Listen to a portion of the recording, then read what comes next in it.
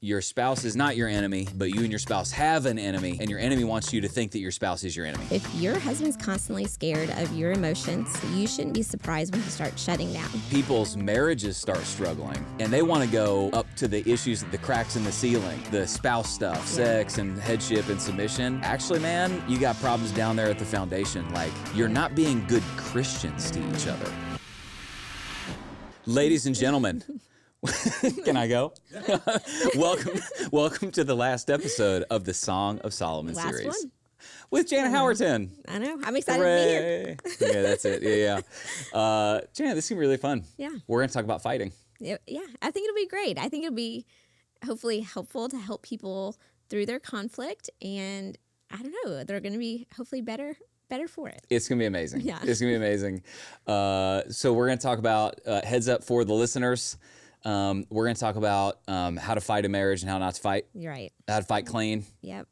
We're going to talk about in-laws. A lot of questions. There were a lot of questions about how to handle in-laws.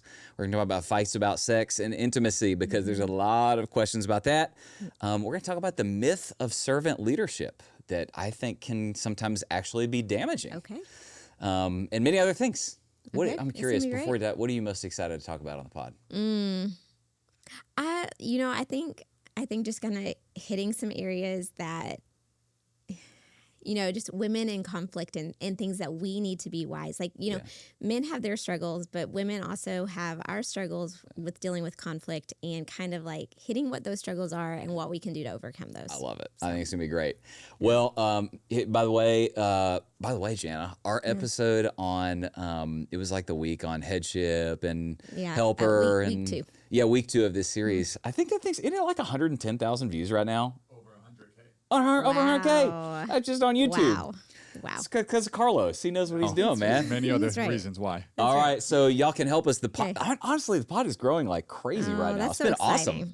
So you can help us. Honestly, it's growing because of you guys. You can help us by liking, subscribing, commenting, sharing, rating. That's one of the other ones. All the things. Yeah. And that helps us. So if this is helpful to you, when you do that, it helps us know that it was helpful, and you can share it with other people that helps that. So that'd be amazing. That's good. You can also get the show notes for each episode that a lot of people are using to it's really cool. Like dudes kind of meeting for coffee before work, talking about what God's doing in their life through the Bible teaching. That's great. You can get that by, it's lakepointe.church/show notes.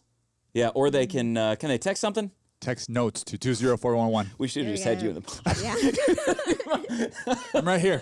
So for our listeners, anytime that we're talking about like marital intimacy stuff, Jan and I just feel like it's more appropriate for just us. Yeah. I don't know. It just feels better. My feelings are not hurt. All right, that's good, Carlos. That's really good.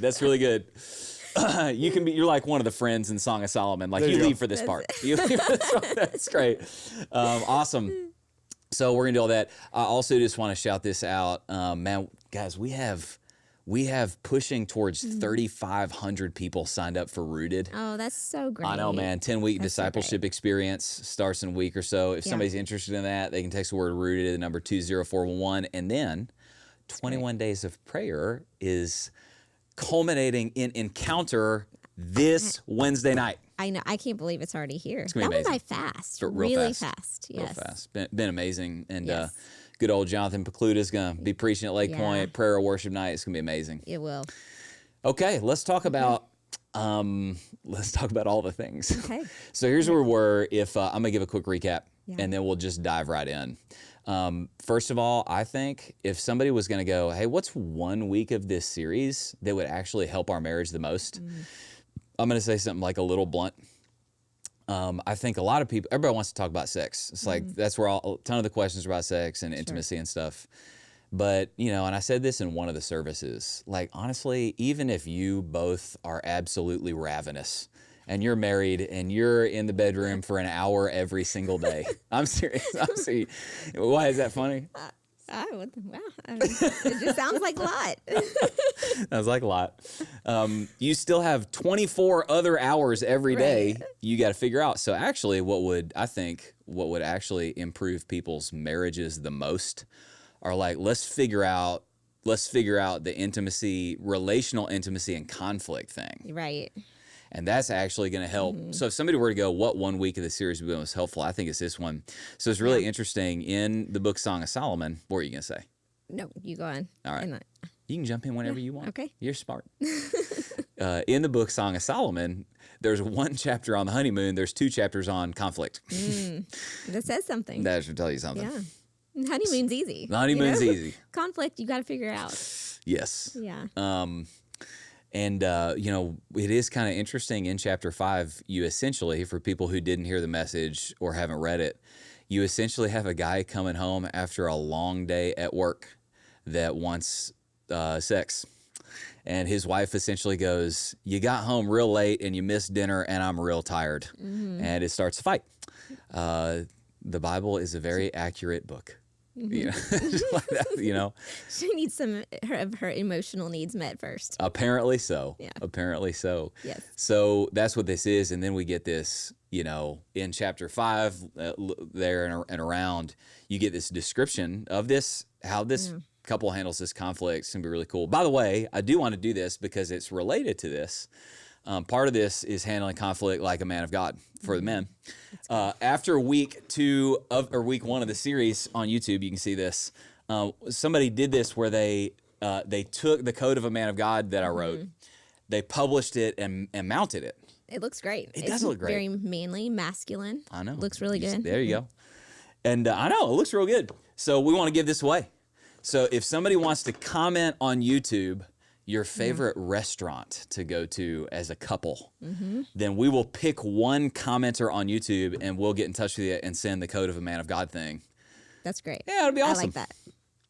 Be awesome. Now, so let me set this up and then we're just going to dive right in and talk nitty gritty. Heads up, little PG-11 stuff, because a lot of conflict is about sex and intimacy, and so is it in the Song of Solomon. We'll talk about that a little bit. But basically, here's what everybody needs to understand. You go back to Genesis, and the pattern in Genesis is in Genesis chapter 2 comes the first wedding. Satan doesn't appear until the beginning of Genesis chapter 3. Right. That should tell you something. First comes the wedding, and then comes the war. Because Satan knows that God has created it to be husband and wife, man and wife. Right. Your spouse is not your enemy, but you and your spouse have an enemy, and your enemy wants you to think that your spouse is your enemy. Yes. And so he's going to try to get in your marriage and turn it into, instead of man and wife, he wants to turn it into man versus wife. And so what we want to do right now is probably the things that we learned early in marriage that have resulted in the most fruit are like, okay, here's how we do conflict. Yeah. And we want to talk about that. So actually, Jana, can I just dive right in? Yeah, go for it. Jana, what did you have to learn about conflict in marriage? And then what do women need to hear about conflict in marriage? Yeah. Okay, well, I had a lot to learn, I feel like, whenever. Both of us did. Yeah, but I think early on, just in marriage, like it wasn't easy for me to like know what I was thinking, why I was thinking it, why something upset me. Like I think I wasn't really very good at figuring that out and expressing that. And then and I'm going to talk about this in a minute and why these are not the responses, but it's like, I think rather than even trying to go there and trying to discuss, I would just emotionally kind of just shut down and be passive aggressive and like, I'm fine. And I really actually hate that word because it's like when someone says they're fine, they're not fine. Well, especially ladies. Most of the time, yeah. I was going to say fine is the most dangerous F word in the Howerton house. It's like, man, if she says fine. Yeah, I do not use that very often. No, you don't. Anymore, You've matured out of that. Yeah. I really try not to do that. But I think just learning how to talk and how to do it in a way that was like, you don't have to power up, you don't have to get angry, just learning how to like just really talk through things in a loving way because you're for each other and your goal is unity, and to be closer after. So those are things that I had to learn. I remember, and I'll talk about this when it's my turn.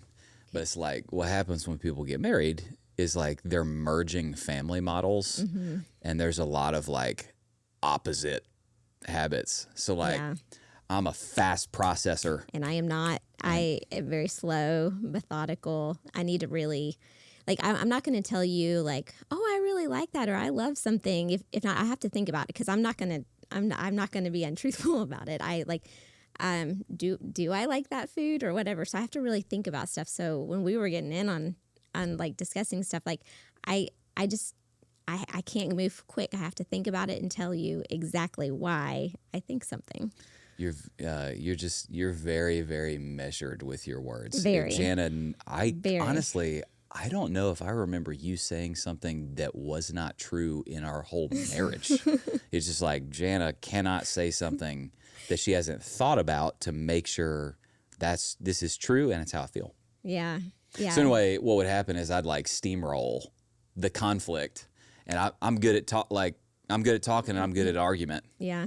So, and you would shut down and I would power, Yeah. Anyway, you keep going. Well, and I think for you to realize, like,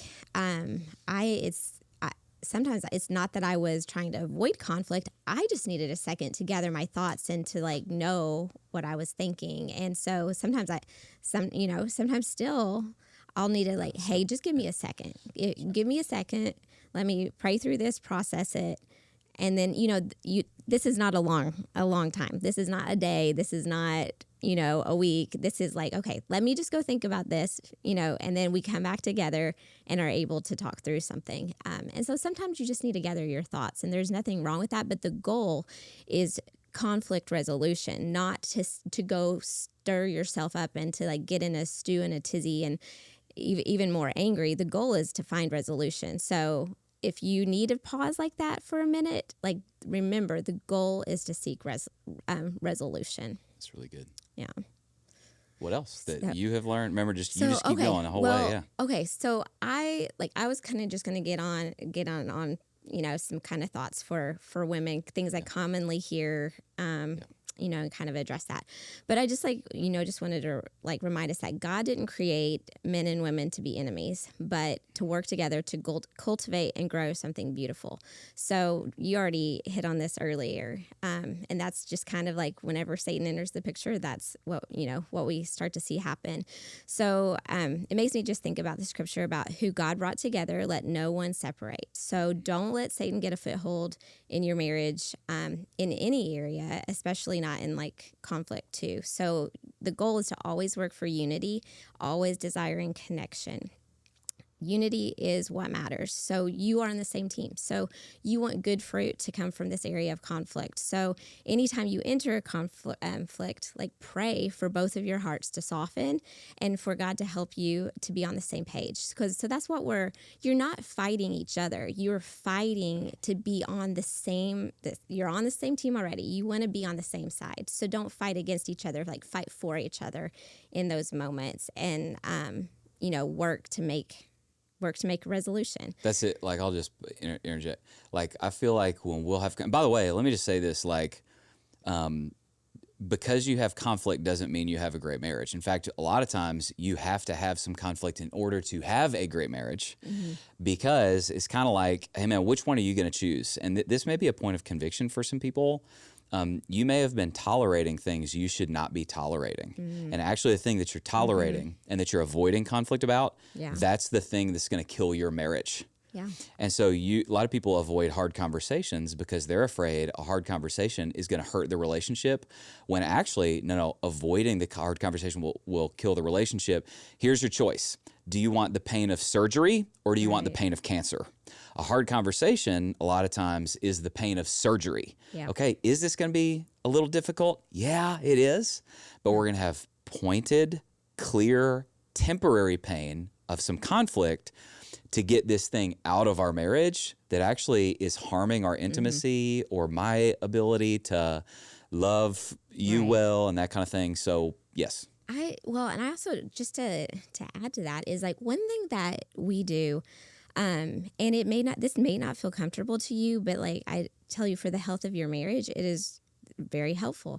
Like, I'll just say, hey, like, do I have some blind spots I'm not aware of? Like, can you tell me, is there anything? You literally did that yesterday. Yes, because like, I don't want to have blind spots. I don't want to be doing something that, is sinful or, that's like, honestly just not God honoring or whatever. So I'm like asking that you ask that, and we just kind of have an open door policy there with that. But like we give each other like easy ways to do that because we'll ask the question, Dude, you know. Yes. Can I jump ahead and say something here, and then you jump back in? Sure.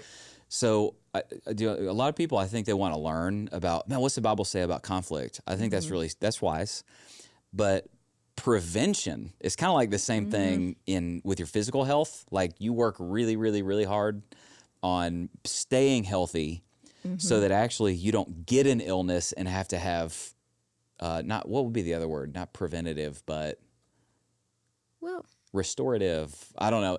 You know, basically preventing illnesses from coming instead of treating them when they come. yeah.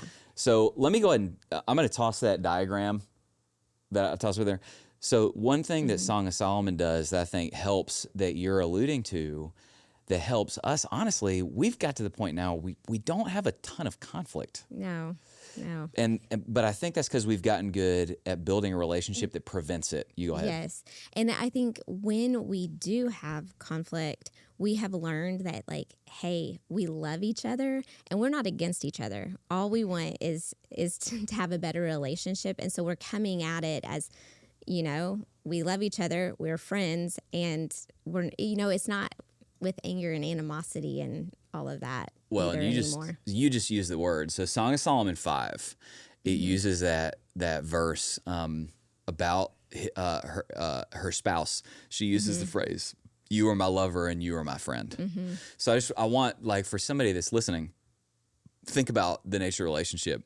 First, you have two people who are Christians before God. Yeah. Then they're saying, and then we're friends. This is my lover. This is my friend. Yeah. And then the third layer is that's where the lover comes from. So I saw this years ago. I actually used this, I think, in a sermon at the Bridge in like 2010, and I've kept it. But in the Bible, this is the relational structure of Christian marriage, that the foundation of the relationship is we just want to be good Christians to each other. Yes. Like, the Bible says, you know, hey, serve one another and bless one another, care for one another, pray for one another, bear one another's burdens in Christ. Right. All the verses about how Christians should treat other Christians, those apply to your spouse. Well, and think about that. If you treat your spouse the way you're going to treat other people, because sometimes, you know, you don't give them the best of you at the end of the day. Things are going to go a lot different if you treat them with the respect and use your words the same way you are going to with other people. Totally. Yeah. So first we're Christians, that's bottom level. Then we're friends. This is my lover, this is my friend. Yeah. And honestly, like, that's probably when people ask us about marriage, like, we got a lot of sins. Right. Jana and I, just like everybody else, need grace. We really do got great marriage. Yeah. We really do. Yeah. And I think a lot of that is we have a really, really good friendship. Like, we have some common interests. Yeah. When we work to find common interests. Yes. Yeah. We take our little 1.6 mile walk. Yes. At the end of the day, nearly every day. Yeah. It's friendship stuff. We laugh together. We have fun together, you know. Yes. And then after that, on top of that, it's like you're building upwards, then they're spouses. That's why Song of Solomon says, "This is my lover. This is my friend." Yeah. So here's what I'd say about prevention in conflict, and then I want to get back to you on what women need to hear about conflict. Yeah. Because there are some gender-specific things that we want to talk about. Right. What everybody does is when their marriage gets bad, is they want to go up to all the verses and concepts about the spouse stuff. They go, "Oh, our marriage is bad. How's our sex life? Is he submitting? Or is she submitting? Is he the spiritual leader?" Like, they go straight to the romance, sex, you know, spouse verses. Sure. Because the problems are, we're not having intimacy like we should, and she's not submitting, and he's not leading. And here's what I'd say, like, and I think even you can get this one, Jana. You'll see what I mean. That's not demeaning. Okay, You'll see what I you mean. I would never disrespect you in front of anybody. No. So if you know, when we were looking at houses in Mount Washington, there was this one house we looked at, and we walked in, and all the windows, it was a little yellow house, all the windows were askew. Yep. And there were cracks in the ceiling. Yeah. And the doors wouldn't close quite right. Right. Problems with the ceiling. And what was the problem with the house? Foundation issues. Foundation issues. Yeah. So here's the deal, man. People's marriages start struggling, and they want to go up to the issues, the cracks in the ceiling, the spouse stuff, sex and headship and submission. Well, it's like, actually, man, you got problems down there at the foundation. Like, you're not being good Christians to each other. That's good. Like, you're not. The Son of Man came to serve, but not to be served, and give his life as a ransom for many, and forgiving one another. So here's what I would say is, what really prevents conflict is preventative, is if you just become two Jesus-y, godly people that serve each other like Christians are supposed to serve each other, and then you work on just having a great friendship. Honestly, man, you're not going to have a lot of like as much spouse conflict. So I'd say maybe start down there at the foundation and work up. Now, I kind of hijacked you, but you keep going on the stuff for ladies. Good. I think it's good when we interject extra stuff throughout. Okay, so kind of back to stuff for the ladies. I think we have to remember is that we are responsible for our own actions, okay? So your actions are your actions, so take responsibility and ownership for them. And then, obviously the same is true for your spouse, so he's responsible for his. But you cannot blame shift or excuse your bad behavior because you don't like how he said something. So that's really good. Yeah.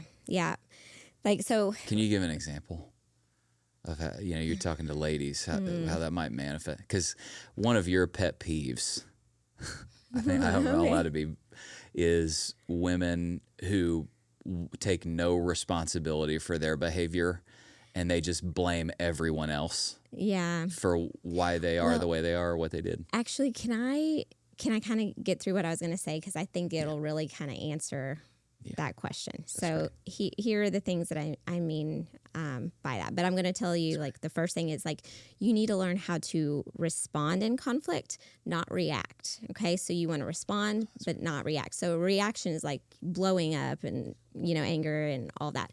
So you want to respond to what he is actually saying. So you're not responding here what you're feeling in the moment or what you are maybe fearing. So sometimes you're projecting something onto him and thinking he's saying one thing when that's not what he's saying. You have a fear about in that area, or you're feeling a certain way. So you need to respond, don't react. Listen to what he's actually saying, and I'll talk more about that in a minute. But here's I think the point that you were asking about. So if a man's not supposed to be emotional or defensive when he is talking to you about something, like, right? That's, you hear that all the time. So then as a woman, you need to learn not to be emotional and defensive when your husband is needing to talk to you about something. So there is this double standard of, like, a man needs to be very composed and,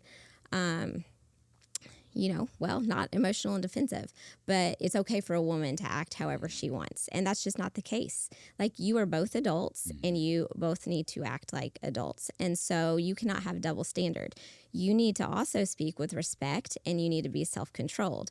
So don't use your emotions to manipulate and control your husband. And I think sometimes that's what women can do, is they use their emotions, they'll power up to use it as a method just to manipulate and control. So if your husband is scared of your emotions. I'm going to talk about that in a second. Okay. I won't go into detail though. But No, you do it, actually. It's probably less incendiary coming from you.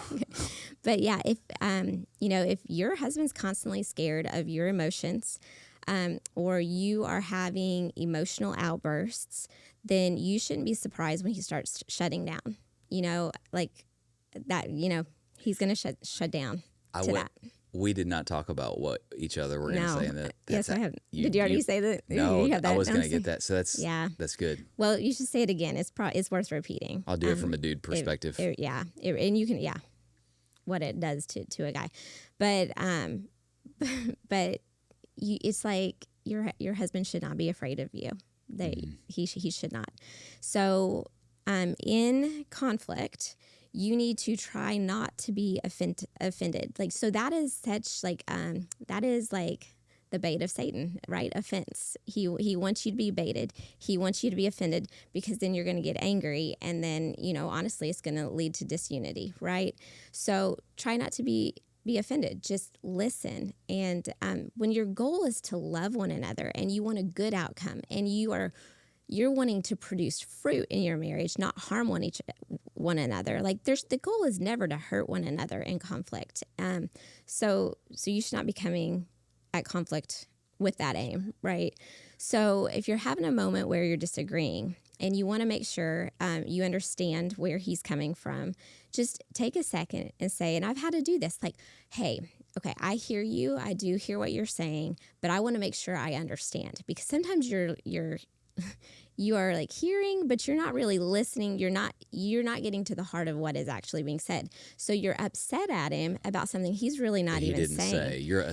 So there have been times I've had to like, oh, here's what I think you're saying. Okay, is this what you mean? And then this honestly, this is good because we learned all these lessons together. Right. One of the things that we have learned is like it's like a little Jedi mind trick, but for righteousness. It's like in conflict, when she speaks or when he speaks, if you force yourself to essentially repeat back what the person just said. So like we'll sometimes do this, and that's why you're saying it. Like we'll be in conflict and both of us, we can get fired up, man. Like I'm a quick talker and I'm passionate, and Jana, though she be little, she is fierce. I have been known to power up myself. She got that redhead in her. And what we'll do sometimes is we'll kind of do this thing where I'll talk or you'll talk, and then the other one will say, okay, so if I understand you correctly, what I'm hearing is, and we'll repeat back, when I do blank, that makes you feel blank, and it almost forces you to obey the Bible verse. Everyone should be quick to listen, slow to speak, and slow to become angry. Yeah.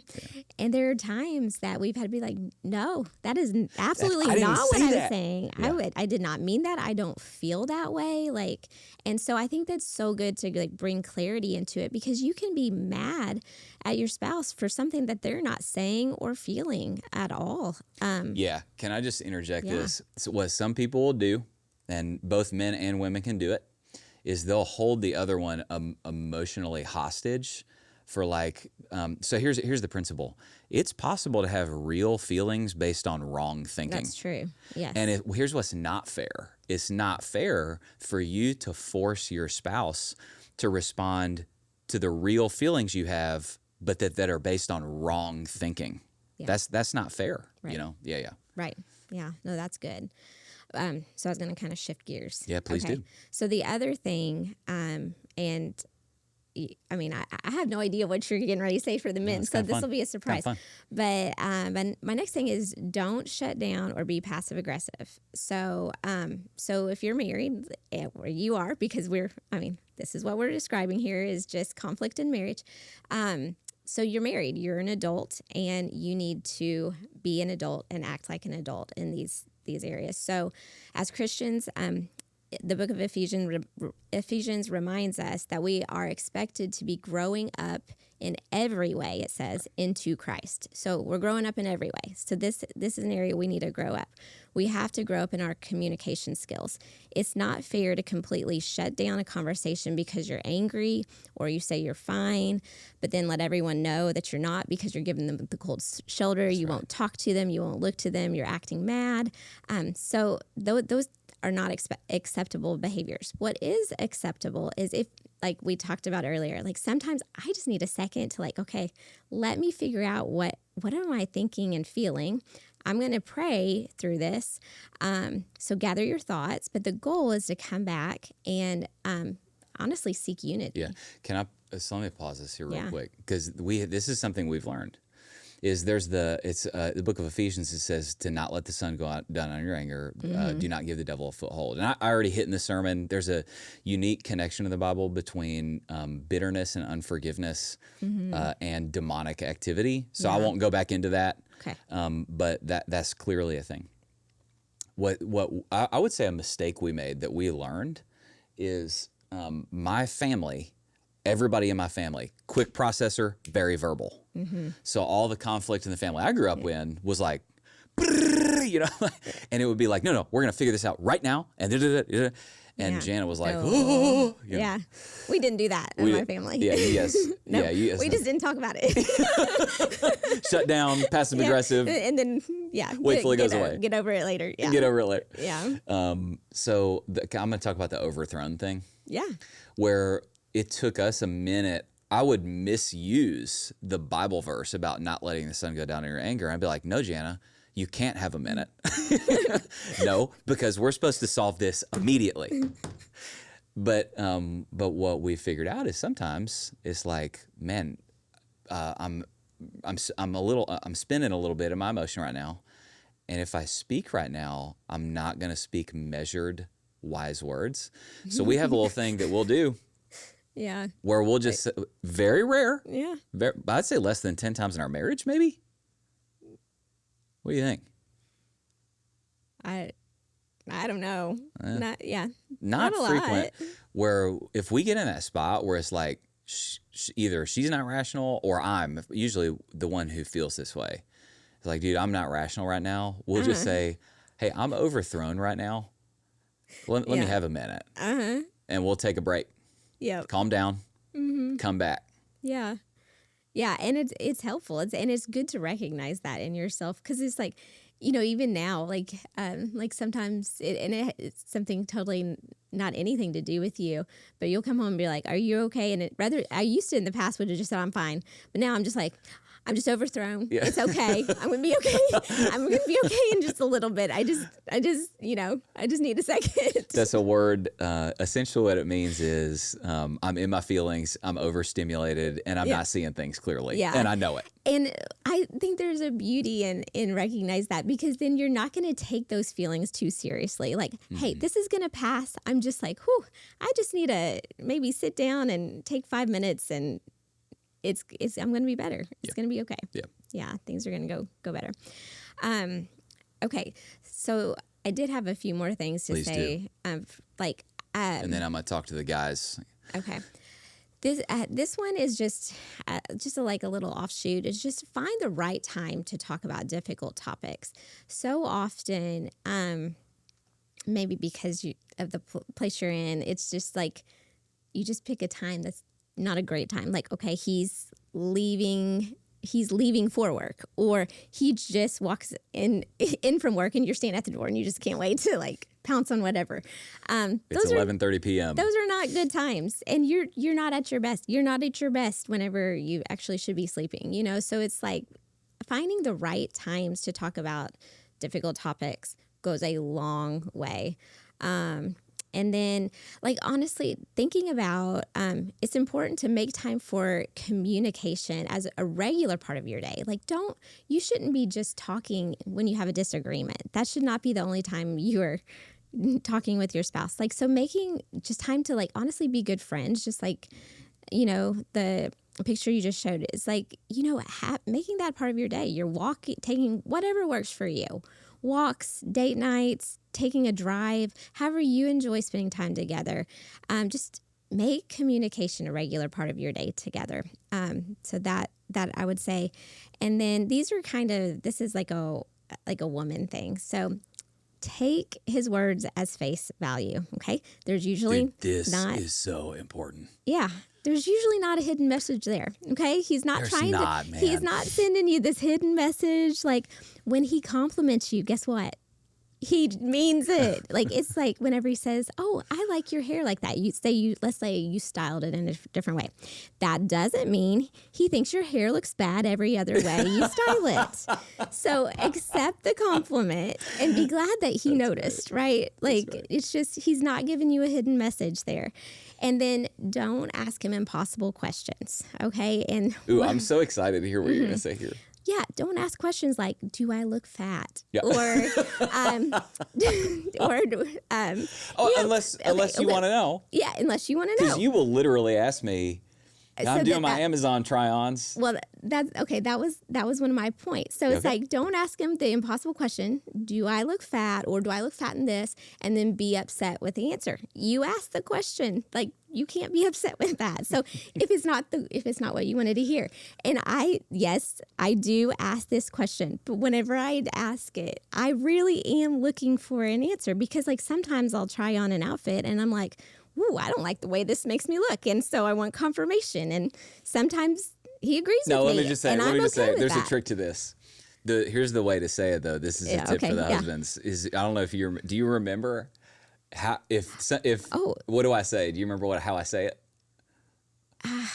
It's very kind. I'll say that dress makes you look bigger than you are. Yes. So you don't say you look fat in that. You say that makes you look bigger than you are. It's actually a way to compliment you. But do I get mad at you? Never. Yeah. Never. So it's like, Never, ever, I ever. asked the question, so I don't have permission to be upset about it. Yeah. So so I just wanted to add that one in there. I think that's good for that, and then I may piggyback off some of the stuff that you say. So let me just because this is one thing I think I hit it in one of the services, but just for everybody, if I was going to go over something with a verbal highlighter, like I'm going to give, these are 6 rules that I've heard, 6 rules for conflict that they really cover a lot of the things that you said, and then I'm about to say for men. Okay. Yeah. So in general, if you're doing, I think you and your spouse need to make an agreement. We don't do any of these things when we're in conflict, and you need to pre-decide. It's like, here's our rules of engagement. We don't do any of these things, and we make this commitment. Now, have we broken the commitments? For sure. Oh yeah. But these are things that we pre-decide. We're not going to do this. No name calling. Right. That helps. That's out. That's out. No name calling. Do not raise your voice. It is never, ever, nobody has ever been shouted into agreement. So no name calling, do not raise your voice.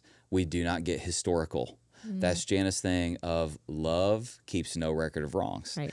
If every conflict turns into an archaeological dig of everything you've ever done wrong for the back part of our marriage, well, it's literally impossible for the conflict to end in reconciliation and unity. Well, and then that's, it's like, you've forgiven that. That is gone. It's gone. You have moved forward. You are looking forward. So you should not be looking back. That's it. Yeah. The principle behind this biblically is the principle of, hey man, sin is like trash.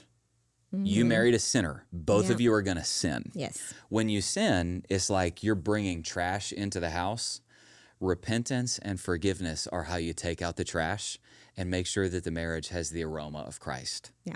So honestly, and I'll be honest, I think we would say there have been moments in our marriage in the probably first 7 years where this sometimes felt like a thing. That whole, we never get historical. You always, you never. Oh, this reminds me of the 87 times that you. It's like, no, love keeps no record of wrongs. We don't do that. And I will just say, if you do that in conflict, ding, ding, ding, I have just figured out why your spouse never wants to admit they're wrong to you. Because they have learned, you have trained them that if they admit they're wrong, you're not going to cancel the record of debt. You're going to store it like a pile of rocks that you can throw at them when it's convenient for you. Yeah. So it's very, very, very important that in conflict, we obey the biblical command that love keeps no record of wrongs. I have canceled the record of that debt. Yeah. So I'm not going to bring it up every time. All right. So let me keep going. No name calling. We do not raise our voice. We do not get historical. We never say never or always, because very frankly, never or always are simply not true. Yes. It's just not true. And then the person feels mischaracterized and attacked. And now we're not fighting for unity. We're fighting each other. Yes. We have never done this one, but if you are doing this one, you need to stop doing this one forever and ever and ever. Never, ever threaten divorce. Right. No, absolutely not. This is a covenant. It is not a contract. And I've already covered in previous podcasts what are moments where biblically divorce is permissible as a last resort, not a first option. But you don't do that. And that's manipulation, right? You're manipulating to gain control to get what you want. That's right. Inappropriate. That's right. And sinful. And sinful. And then the last one is when you're in a fight, never ever quote your pastor. Say that. And I got that into this. But that's like, it's a bad time to be like, Pastor Josh, well, Jana seems nicer than you. See, let's not do that. Does that all make sense? That's good. That's good. Can I talk about some things that I think like men particularly struggle with? Yes, please do. In conflict. Well, hey guys, one of the reasons we are intentional in creating these kind of podcast episodes is because we believe that discipleship happens in relationships. Having said that, what we want to do through the Live Free podcast is we want to model what it looks like to be in a discipleship group where we come together and open up the Word of God together and grow together as followers of Jesus to live free in Christ. For this reason, we love that you're tuning in, but honestly, we don't just want you to be a passive listener, we want you to be an active participant. And so, if you have not yet joined a group, you need to get into Rooted.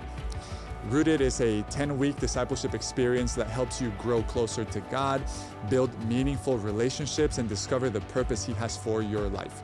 Rooted guides you to practice the 7 rhythms of following Jesus to transform your faith from something you know into something you actually live out every single day. And so whether you're exploring what it means to follow Jesus and you're ready to grow deeper in your faith, or maybe you're searching for people to do life with, Rooted is for you. Just text the word Rooted to 20411 and our teams will follow up personally. Do not wait. Your next step starts now. So number one, not always, but very frequently, because men can, again, I'm generalizing. We're all big boys and girls, right. And not. But in general, men can be a little more rational. Women can tend a little bit towards emotional reasoning. What that can sometimes result in is men are like in conflict, fast, fact. Hey man, we listen and give some space. So that's there's your little hack that I've learned. Hey Jana, so what I'm hearing from you is when I do this, that makes you feel. So that's number one. Don't steamroll. Dudes can steamroll. Right. Dudes can steamroll. You already hit acknowledge when we're overthrown. And man, if you are a wise, self-aware, self-controlled man, you will be mature enough to understand.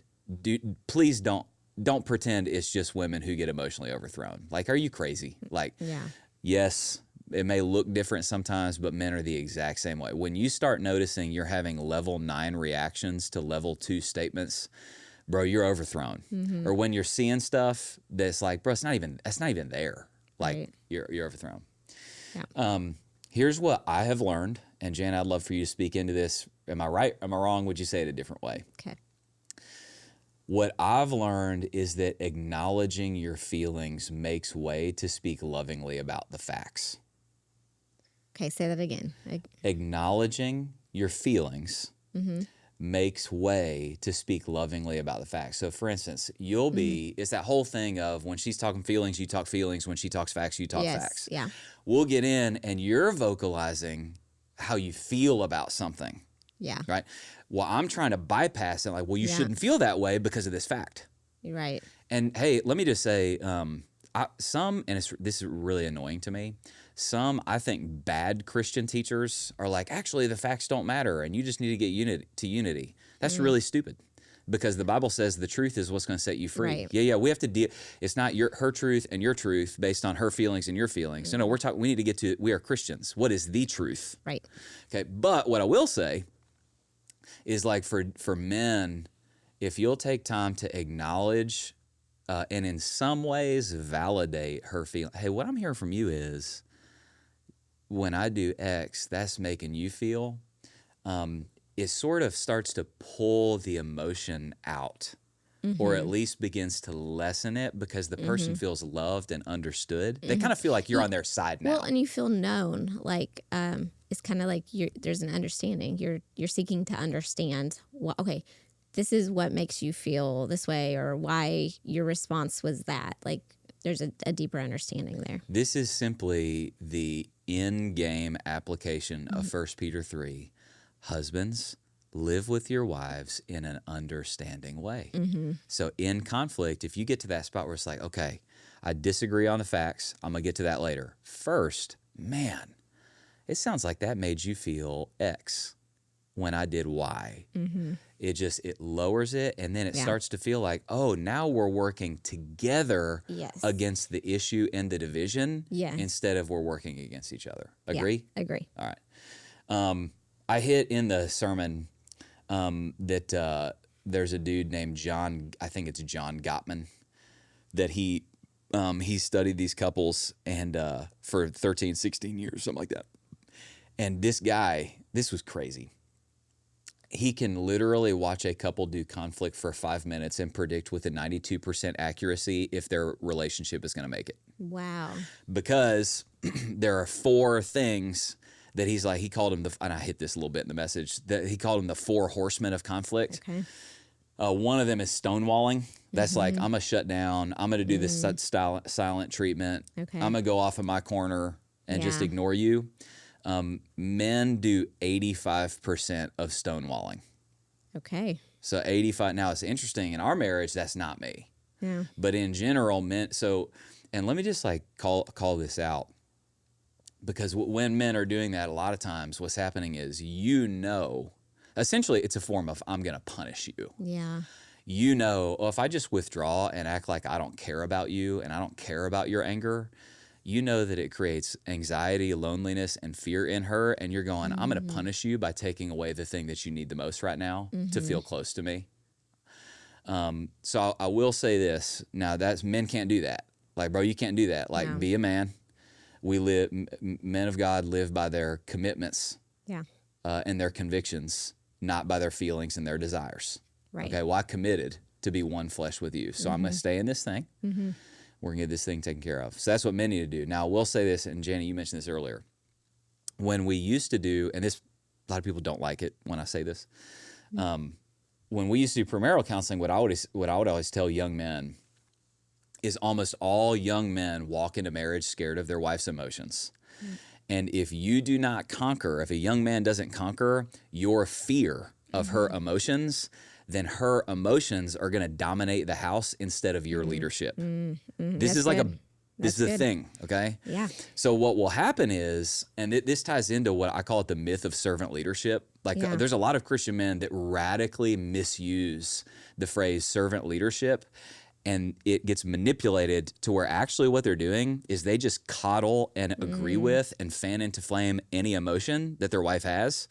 And what ends up happening is her emotions that sometimes can be out of control end up leading and dominating the home instead of his godly leadership. Right. And you don't want to support a sinful attitude where, like, leading you down a bad path. That's right. Yeah. That's right. So, yeah. So you got to watch out for that on that thing. Last couple things I'd say is for it doesn't matter what gender you are.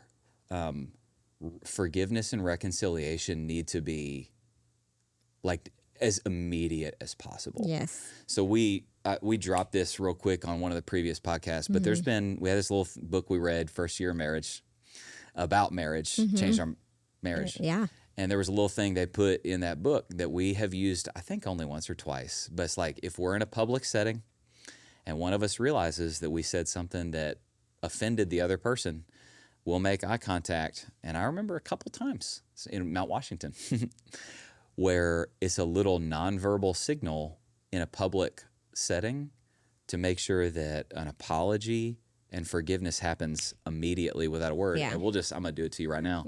We'll just reach across and tap each other's foot. Okay. Do I get you? There you go. Tap each other's foot like if we're in a dinner party or a hangout. Yeah. And it's a way for us, we don't even want to have to wait till get in the car an hour later. How do we, quote, not let the sun go down on our anger? How do we forgive immediately now? Yeah. Because we want nothing in between us ever. No, the goal is unity. That's it. Yes. And then last thing I'll say is, a lot of guys in this series have been asking, like, okay, what does it mean to actually lead my family, lead my wife? Yeah. Well, hey, bro, that happens in conflict. Yeah. And hey, one thing you can do is here's what you do. You demonstrate humility and leadership by when you're in conflict, find something that you can apologize for. There's almost always at least one thing. Find something you can own and apologize for, and you lead by going first. You be the first to apologize, and it starts to diffuse things. That is so true. Because whenever you do that and you apologize, there's always something I need to apologize as well. And I mean, let's be honest. If you're in conflict, a lot of times, most time is not just one person causing it. You both have something usually you need to seek, forgiveness for. That's typically the case. Yeah, typically. Yeah. Okay. Actually, can I do this little thing on the myth of servant leadership? Yeah, and then we'll move please. on. And then we're going to talk about the serving stuff. Okay. Yeah. And I'm interested to hear what you're going to say. Okay. This is one thing I do just want, I mentioned this a little bit earlier, but I want to click on it. Related to some of this last thing is, especially in the late 90s, there was this whole movement of servant leadership. And in one sense, I kind of do like it because Jesus said, whoever would be greatest among you will be your servant, and whoever would be, first will be last, all the things. But what I've noticed is among a lot of Christian men and in Christian families, that concept it gets manipulated to mean something that is actually very, very damaging. Okay. And here's what I mean. Myth of servant leadership. I do not like the phrase, because what a husband's supposed to do is you serve your wife by leading your home. You don't lead necessarily primarily by serving. You serve by leading. That's your job. Okay. So here's what will happen is you'll get passive men with like immature or like Jezebel wives. And what they'll do is they'll use this phrase servant leadership as an excuse to like whitewash their passivity or their cowardice, their inability to stand up to their wives' emotions. Yeah. Like you have passive men, Ahab type men, who they're terrified of their wife's emotions, and like her out of control emotions are actually dominating the home, and they're scared of her, and then they'll like cower and they will never confront those things. And then they'll whitewash it by calling it, well, I'm a servant leader. Anytime she's really upset, I just do whatever I can to bless her and make her feel better. So here's what happened is she's like a fit throwing, she's immature, she's childish, she's selfish. And by the way, can men be all those things? Sure. 100%. But she's all those things. And instead of leading his house by correcting his wife, which like, hey man, that's your job. Sometimes that needs to happen. And sometimes your helper needs to correct you as the head, okay? But instead of leading by correcting his wife, he just caters to all of her childish, immature thoughts and feelings and fits.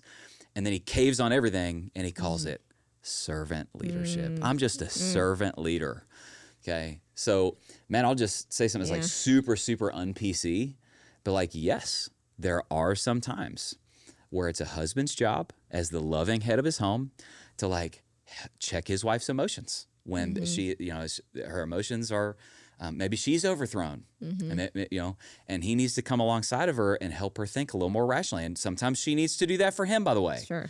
Yeah. And come along and just go, hey, babe, actually, I think we actually might need to think about this a little differently. Or what if we thought about it like this? Or you need to do that. And because, again, here's a principle. It is possible for her to have real feelings based on wrong thinking. And in that moment, your job is to step in loving, gently, humbly, and lead. Don't be passive and then try to make it sound righteous by calling it servant leadership. Okay, can I agree or disagree? I agree. Okay. I agree. Can I jump in there, though? Please do. Okay, because there are always a lot of questions we get about, well, my husband won't lead. My husband won't lead. Well, okay, how does it go when he has tried in the past?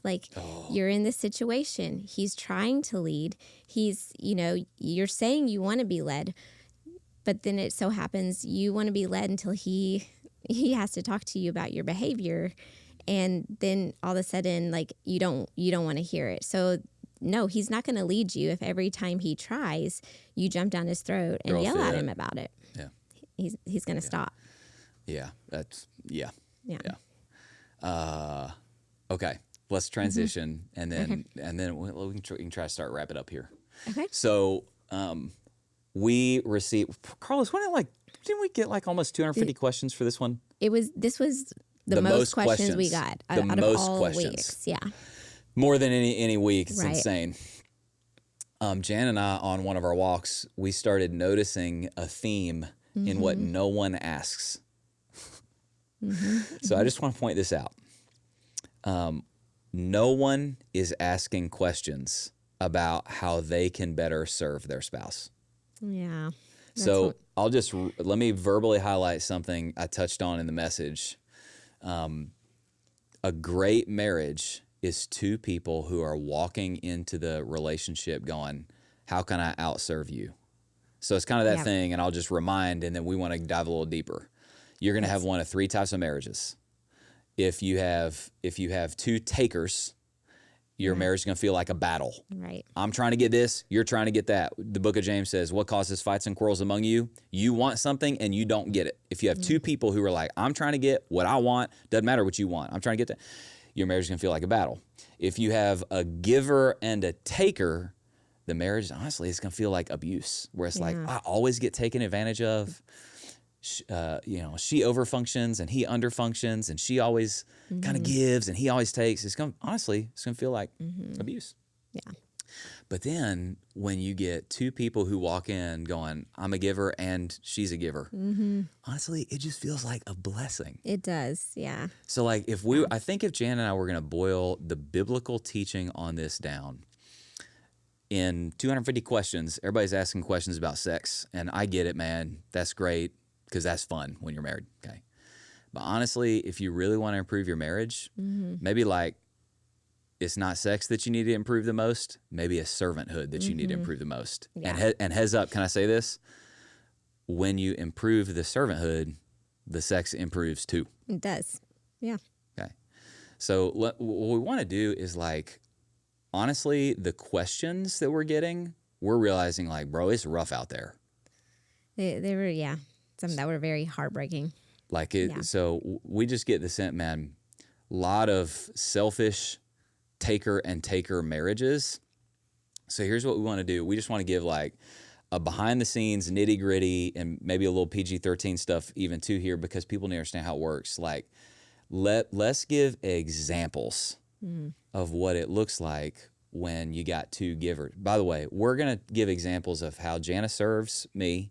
And what we're trying to do here is give wives like ideas. Right.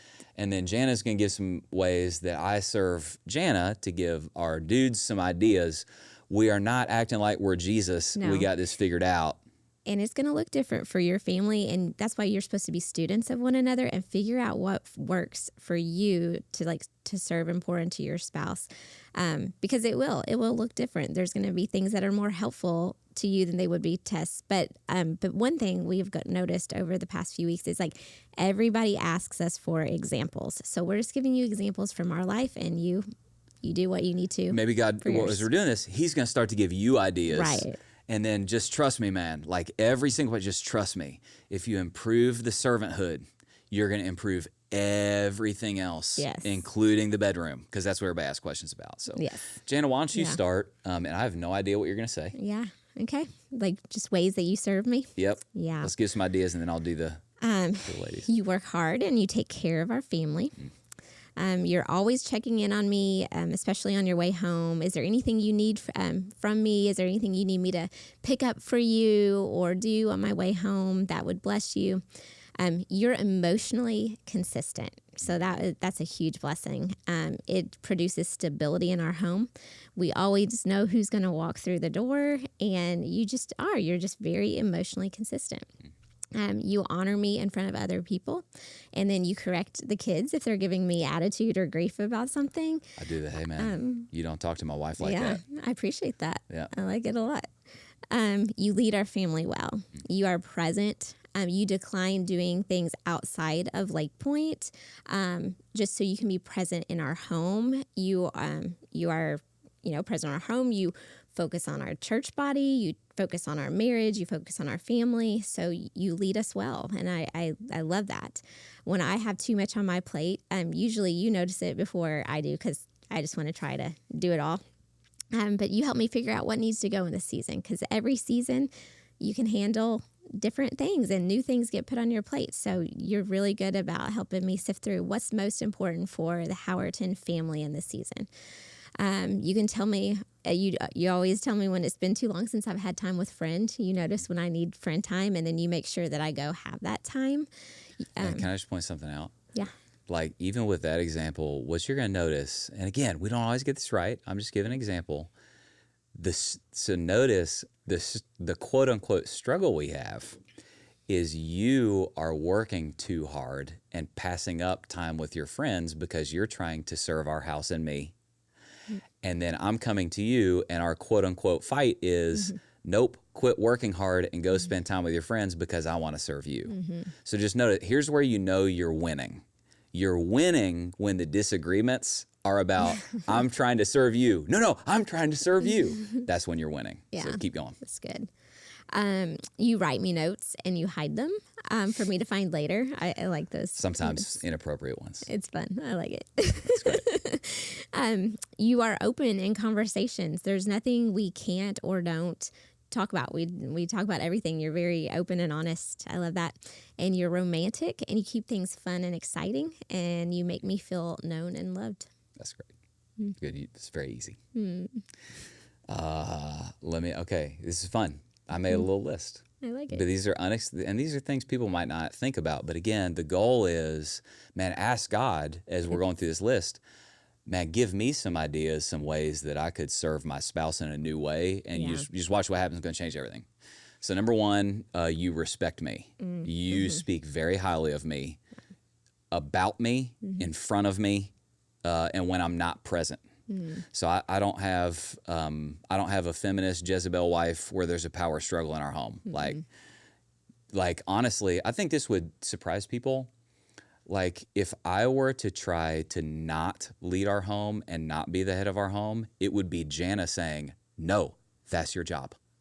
That's your, so we don't have that.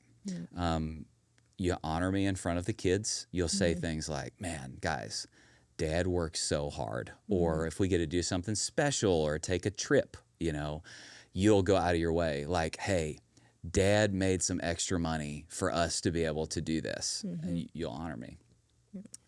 You have laid down a career and opportunities to bless me and serve and prioritize our home. Like, people don't know this. Like, people don't know. Like, Jana, you've begun to get requested on podcast, like, honestly, like some big podcast, and like Jana has literally made the decision, no, not right now. Not this season. I'm homeschooling my kids, and I want to make sure our home is good and that Josh is taken care of. You pray for me before preaching, and every single time I'm getting ready to walk out the door on Saturday and I'm nervous about the sermon going bad, you say the same thing every week, and it's like a little Pavlov's dog for me. You say, it's going to go amazing. But I mean it. Like, I don't speak falsehood or just to build you up for the sake of doing that. I mean what I say. That's right. That's right. Did you look over the list I sent you? I don't want to say something that would embarrass you. Oh, you can say it. All right, good. Okay. But seriously, I want to give couples, like, dude, you need to know the servanthood thing applies to every area of your marriage. Yeah. And people ask a bunch of questions about intimacy and things like that. It's like, hey, you need to understand what that's the purpose of the podcast. You are a sexual blessing to me. Like, hey, man, if I'm going on a trip, Jan's going to give a send-off.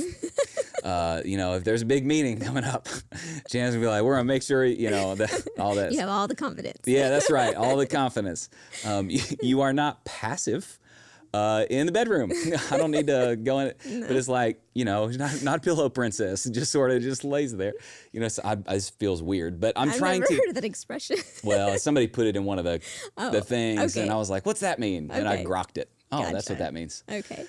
But it's like, hey, and I really mean this, like all the questions on sex and intimacy that we get, like hundreds of them, if two of you will just sit down and ask you ask yourself the question, in the bedroom, am I a servant of my spouse? Ask that question. In the bedroom, am I a servant to my spouse? And all the questions that y'all are asking about mechanics and like all those questions are going to start to take care of themselves when in every area of your marriage, including the bedroom, you're going, I'm here to serve and not to be served, okay? Jana, your dress and appearance. Like it's the, if we're gonna be alone, it's the date night dresses. She's trying to pick stuff that is appropriate for the public, sure, but that Josh thinks is hot. Sometimes what you're wearing underneath the date night dresses. She's picking things that are gonna be a blessing. Mondays, the kids are out of the house and we work out together. And Jana picks fun things to work out in. It's like little things like that. She's trying to, keeping the marriage sexual. It's a blessing, okay? These little things like this, like when I told you after one of the internet mobs that I was like having a little anxiety to preach. And you remember, I was like, man, I'm starting to have a negative emotional reaction to my office. And I walked upstairs to finish writing the sermon. And you had literally put, because I said there's a smell in the office. And when I smell this smell, it brings back the emotions of some of these negative things. And I walked up there that day and Jana had bought a bunch of candles and lit them ahead of me getting in there so that I didn't smell that smell, with a bunch of notes about how God was going to use the teaching and da-da-da. Yeah. I made sure to pick like some of your favorite scents to put in there too. Yeah. So yeah. But it's just, hey, I just want to serve and bless. It's little stuff like Jana. Now, again, everybody's home is different. There's nothing wrong with a woman working outside the home. It's not that a woman's place is the home. It's that a wife and a mother's priority is the home. Right. Jana, heavy emphasis on that. So like our home is stocked. Dude, she runs that place like a business. It's like she keep an inventory. So it's, if I'm out of deodorant, I'm never out of deodorant. It's like one stick's gone, there's 3 that she's got back there. Or, okay, the Listerine's gone. Well, I got 4 more bottles. And, little things like that. Yeah. I'll get home from trips and you will unpack my luggage I didn't ask. You just unpack my luggage, do the laundry. Like, I should be doing that. But you're looking for a way to serve. Can I say something about this? Just like to be helpful. You learn things over the years and things change over the years. But what it used to be is like when Josh would get home from a trip, and I'm not trying to throw you under the bus here. I just want to give an example of how you I know what you're going to say, and you're right. Use it. So it would be like 2 weeks go by, and he hasn't unpacked his suitcase. True. And I used to get frustrated with him. But then I was just like, why am I frustrated? Like, this is an area I can clearly be a blessing. Why don't I just choose that? And like now it doesn't, when he gets home, it doesn't bother me to see his suitcase. I like unload it pretty immediately because I like to stay on top of laundry. I try to be on it. And get everything taken care of. And so it's like something that used to be an annoyance is no longer annoyance. I just have like learned to use it as an opportunity to be a blessing. And I am a much happier person now because of it. And Josh is blessed because of it. And so take something like that and flip it. Like God can flip it. You're an incredible blessing. Incredible. I think, I'll stop. So basically those are some examples and what you should do. I'm telling you, man, your marriage will totally change when both of you begin to walk in the door going, how can I serve you? Yes. How can I serve? Everything's going to change. Yeah. Okay, absolutely. Jana, you want to finish with some of the Q&As? They were kind of gritty. They were. They're kind of gritty. Let's finish with some Q&A and then it's date night for us. I know. Looking forward to it. Yeah. All right. You want me to let's do it fast. We got to do this quick because, I got a little thing. Yep, let's go. Okay. All right. I'll take the first one. You do it. Okay. This is kind of like, it was broken down in like 3 different questions somebody sent. It was the same person. So this feels like warfare. It's like demons harassing. I think she's talking about her husband's mind during conflict. Husband struggles with shame. Conflict equals I'm a bad husband. Even small comments get twisted and misunderstood. So I think what I wanted to say here, I want to remind you is that we do have to remember we we are in war. There is warfare. That's right. And so Ephesians 6:12, it says, "For our struggle is not against flesh and blood, but against the rulers, against the authorities, against the powers of this dark world, and against spiritual forces of evil in the heavenly realms." And so you all are not at war against each other. And it's kind of different since you're not talking about you personally. You're talking about your spouse struggling with this. But one thing that that I do is like I daily pray over our family, and I do pray against spiritual warfare because there is a lot. Your marriage is it's a place where Satan, he wants to steal, kill, and destroy. And so I say just keep praying over your husband, pray over his mind for those comments not to be twisted and misunderstood. I would pray that there's if there's any sort of veil, like for that to just fall off and for him to be able to have eyes to see and hear and ears to hear correctly. Just praying over his identity in Christ, and for that shame, like just for him to understand that, like if he's in Christ, that shame is gone. That's fantastic. And so I would just keep praying, just keep praying over him. Yeah. So I'll add some things, and this applies to every marriage. Yeah. So first of all, the image in the Bible is that husbands and wives are complements. So whatever is your strength, whatever is your weakness, I'm going to try to be the strength right there. This is a great example of that. So if you notice that he's got a weakness in him, and that's a lie, the enemy, Satan, is the father of lies. Yeah. If you notice he's got that in him, you as a spouse, as a wife or as a husband, you become the complement and use your words. The book of Proverbs says life and death is in the power of the tongue. Counter the lie.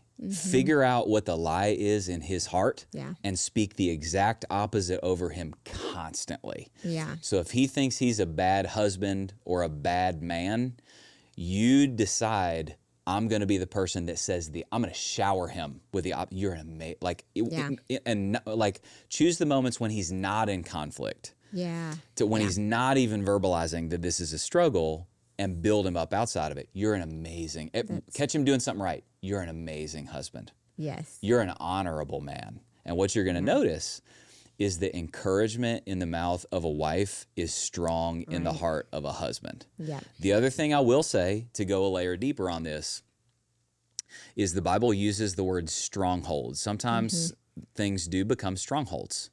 Yeah. And what I would say is if you try and you can't get rid of either a lie or a sin, you're not dealing with a sin anymore, you're dealing with a stronghold. That's how you know it's a stronghold. I've tried and tried and tried, I can't get rid of it. That's a stronghold. So shameless commercial because it's for something that works.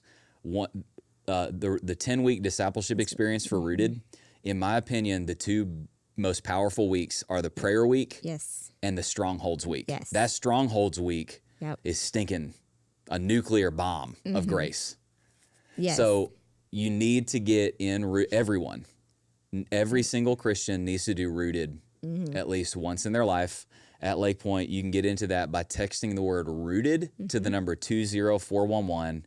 There's an entire week on this. It will specifically teach you how to deal with this situation. Yes. And what I wanted to also say, reading so many of these questions, so we can only answer so much of it because we don't know your full situation. We don't know the ins and outs. That is why you need to be in a Rooted group, or you need to be in a life group, because you need community surrounding you, walking through these things with you, and people who can help you navigate some of these situations. So definitely get in Rooted, get in a life group. You won't regret it. Let me hit, I'm going to do a quick one, and then I'm going to kick it back to you. Okay. And that may be it. We'll see what time we got time for. Just pick your juiciest one.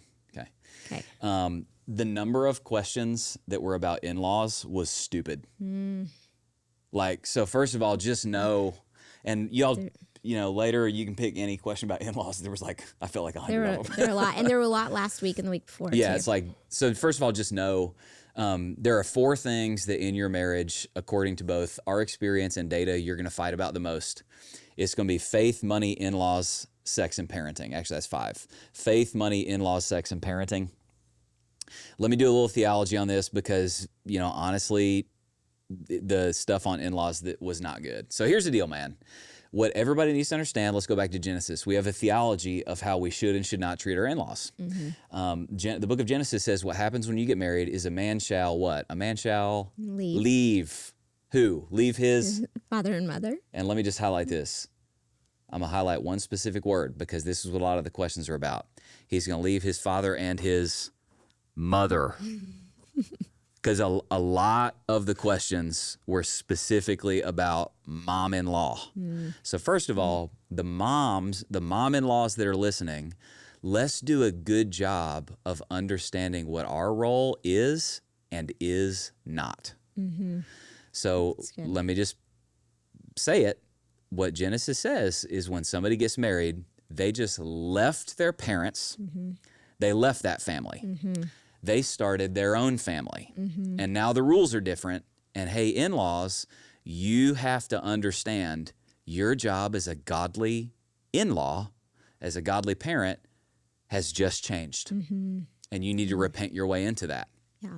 So for instance, someday our kids, they're going to grow up, they're going to have their families their own. What some people will do is I've heard well-meaning parents say this, our sons get married, we're adding a daughter to our family. Dear sir or dear madam, no, you are not. That is not what's happening. What will happen when Eliana gets married, we will not be adding a son to our family. Our daughter will be leaving our family, starting her own new family, and in that moment, we will become extended family. And then the rules change. At that point, it's me and Jana's job to understand we are not the priority anymore. It is her job to prioritize her immediate family over her extended family. And and that may mean she needs to set some boundaries.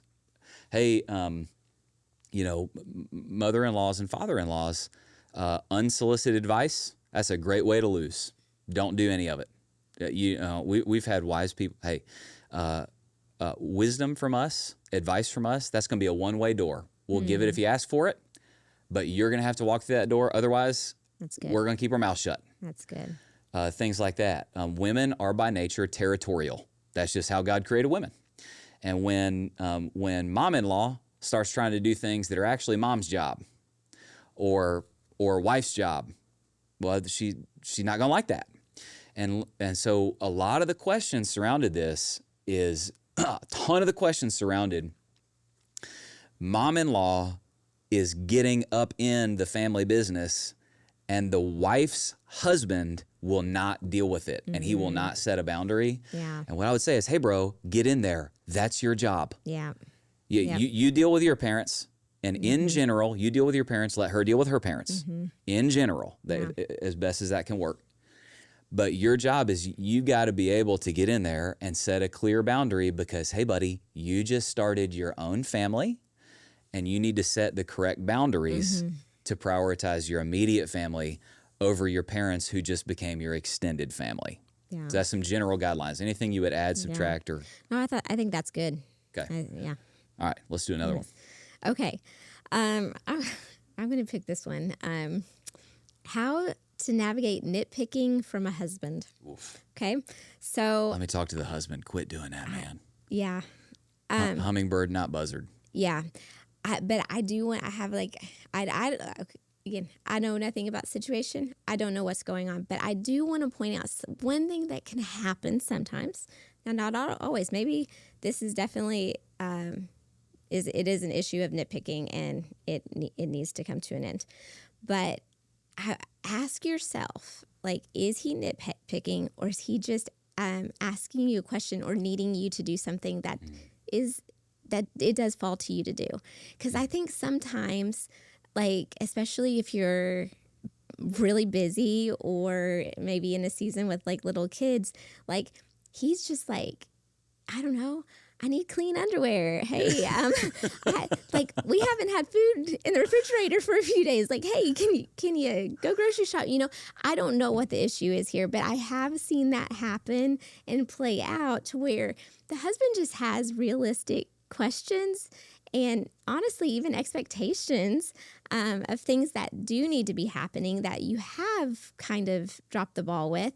and it's not really nitpicking. He's, and so, so just, I would navigate that. Is it nitpicking, or is it something that, hey, like, you just need to, I need to fix it. I need to do it. And then honestly, it's just like, if that's the case, then, just move forward. You don't need to, if you need to apologize. But then it's like, don't get like caught in that spin cycle of like, oh, I'm just awful. I drop all the balls and I can't get anything right. Cause no, that's not the case. It's just, there's opportunities to fix it. Like, I mean, Josh has to like, hey, we're out of this. Can you make sure that next time you shop, can you get this? It's no big deal. So, but I don't know your situation, but just navigate which one it is. But then otherwise, listen. One thing, because Josh I will, just for husbands,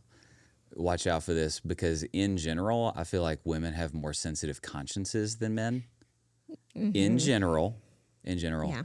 And sometimes what men won't realize, like we've navigated this, because your conscience is sensitive and you care a lot about doing a good job. Sometimes you'll receive questions as commands. Mm-hmm.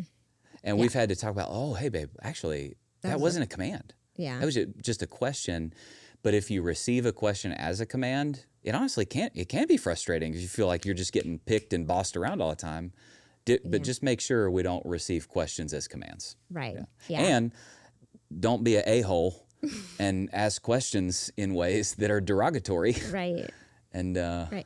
And just like, listen to last week's podcast where we talked about being hummingbirds, not buzzards. And we go into what that means and how we want to be breathing life into our family and the people we love. Amen. For the glory of God and the good of wonderful, blessed, Jesus-y marriages. Yeah. Jana, would you pray for us? I'd love to. Yeah. Father, thank you so much for who you are. Thank you for how you love us. Thank you for honestly just giving us everything we need for life and godliness in you, Father.